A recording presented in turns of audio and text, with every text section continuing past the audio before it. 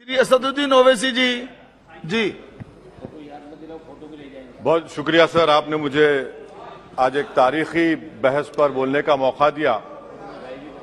मोहतरम जनाब, इस ऐवान के 75 साल के पार्लिमानी सफर की तकमील पर हम बहस कर रहे हैं। मैं सबसे पहले अपनी जानिब से खराज अकीदत पेश करना चाहूंगा मौलाना हिफ्जुर रहमान साहब को, जो पहली और दूसरी पार्लियामेंट के मेंबर थे, मेरे कायद सालार मिल्लत सलाहुद्दीन ओवैसी को, सुलेमान सेठ साहब को और मौलाना बनातवाला साहब को।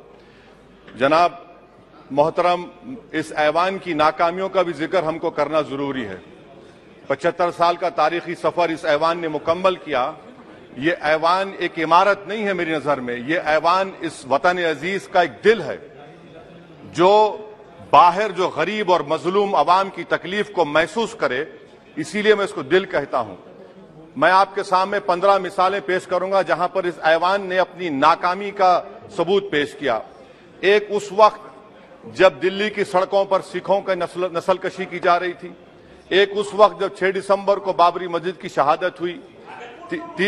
आ रहा हूं भागलपुर, जिसमें रेशम के कारोबार को खत्म किया गया, मुसलमानों को दफना दिया और वहां पर फूल गोभी उगना शुरू हो गई।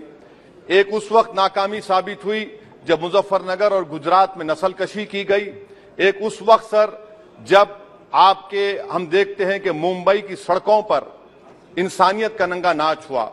एक उस वक्त जब इस ऐवान में टाडा पोटा का काला कानून बनाया गया, यूएपीए का कानून बनाया गया, आफ्सपा का कानून बनाया गया, जिसको 1 साल के लिए बनाया गया था। 58 में हम 2023 में आ गए। एक उस वक्त नाकामी साबित हुई जनाब, जब हम देख रहे हैं कि आज ये जो दिल है, भारत का दिल है, हिंदुस्तान का, इंडिया का दिल है, आज गरीबों में, मजलूमों में, मुसलमानों में, कश्मीर की अवाम में, दलितों में, आदिवासियों में इस ऐवान की मोहब्बत और एतमाद खत्म हो रहा है, कम हो रहा है। इसीलिए जनता सड़कों पर आकर एहतजाज कर रही है, क्योंकि उनको लग रहा है कि ये इमारत बन चुकी है, हमारा दिल नहीं है। चाहे CAA का प्रोटेस्ट हो, चाहे किसानों का प्रोटेस्ट हो, चाहे शेड्यूल कास्ट के रिजर्वेशन का मसला हो। इसीलिए मैं आपके जरिए हम तमाम को मुतनब्बे करना चाह रहा हूं कि अगर हम रोडों पर इंसाफ करना जनता को अलाउ करेंगे, इस ऐवान को दिल नहीं रखेंगे, तो याद रखिए ये हमारी पार्लियामानी जमहूरियत के लिए बड़ा नुकसानदेह साबित होगा। और नुकसानदेह इसलिए भी होगा कि क्या हमको अपने ख्वाब गफलत से, अपनी जिम्मेदारियों से निभाने के लिए क्या भगत सिंह को आके बैठना पड़ेगा ऊपर कि देखो तुमने 75 साल में कैसा कानून बनाया और किसको कहां तक पहुंचा दिया। स्पीकर जनाब, इसीलिए मैं कह रहा हूं कि हम तमाम को अपनी जिम्मेदारियों को निभाना पड़ेगा। ये इमारतें ईंट से बनी हुई जरूर हैं, मगर ये इस इमारत में दिल है। इस इमारत को दिल के तौर पर बरकरार रखना पड़ेगा। स्पीकर सर, एक और मिसाल दे रहा हूं जहां पर इस ऐवान की नाकामी है। सर, अब तक लोकसभा के कितने 899 मेंबर कामयाब हुए।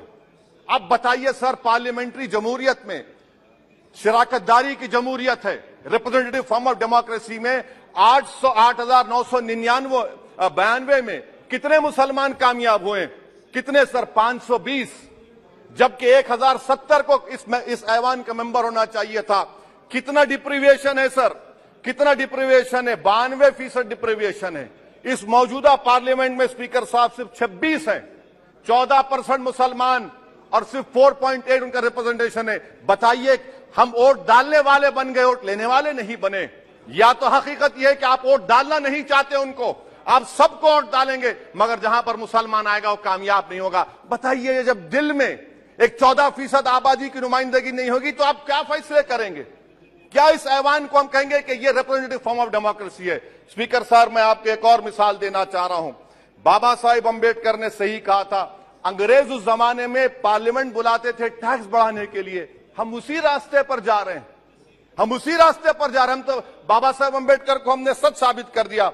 स्पीकर सर, आखिर में मैं आपको बताना चाहूंगा कि आज आप देखिए कि चाणक्य ने क्या कहा था। चाणक्य ने सही कहा था।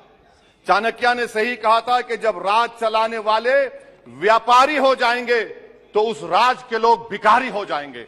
आज ये वक्त आ चुका है सर, आज ये वक्त आ चुका है कि क्या first pass the post system इस देश के लिए सही है या फिर हम प्रोपोर्शनल फॉर्म ऑफ रिप्रेजेंटेशन को फॉलो करेंगे।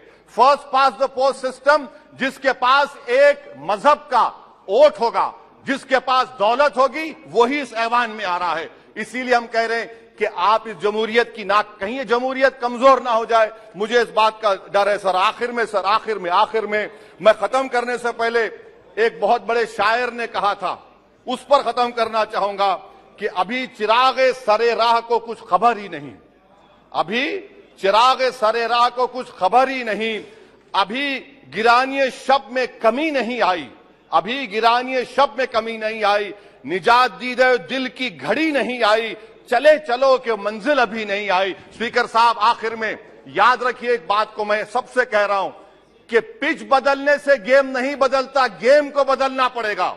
आप पिच बदल रहे हैं, वरना याद रखिए जब तक हम अपने जमहूरी उसूलों पर, रूल ऑफ लॉ पर, संविधान पर अटूट अमल नहीं करेंगे, वरना याद रखिए कहीं नई इमारत भी हिटलर की राइक्सटैग की इमारत ना साबित हो जाए। बहुत बहुत शुक्रिया सर।